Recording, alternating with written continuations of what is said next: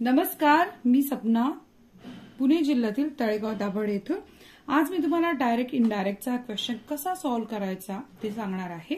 तर डायरेक्ट म्हणजे प्रत्यक्ष कथन आणि इनडायरेक्ट म्हणजे अप्रत्यक्ष कथन. इथे डायरेक्ट जेव्हा इथे इन्व्हर्टेड कॉमामध्ये दिलेलं वाक्य असेल तेव्हा ते डायरेक्ट म्हणजे प्रत्यक्ष कथन असतं, ज्याला तुम्ही अप्रत्यक्ष कथनमध्ये रूपांतरित करणार आहात.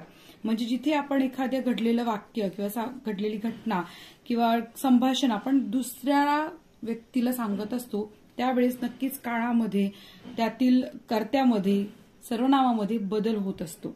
आता इथे बघा, या वाक्यामध्ये आपल्याला दिसतंय की well I said modestly I do wrestle a bit. तर इथे सगळ्यात पहिला कर्ता काय आहे? आय. याचा आन्सर काय येणार आहे बघा. आय मॉडेस्टली कसं म्हटलंय मी? अत्यंत मॉडेस्टली म्हटलेलं आहे. मॉडेस्टली सेड दॅट हे कनेक्टर आहे जे वापरणं गरजेचं आहे, तरच तिथले अवतरण चिन्ह किंवा एक्सक्लेमेटरी मार्क्स काढण्यासाठी मदत होते. I modestly sed that. आता इथे कुठे ही किंवा शी कळत नाही, त्यामुळे आयच कंटिन्यू करायचा.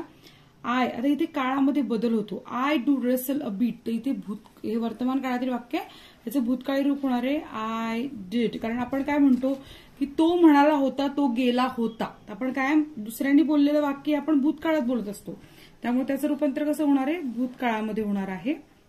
रेसल अ बीट आणि इथे फुल स्टॉप देऊन वाक्य उत्तर आपलं संपवायचं आहे.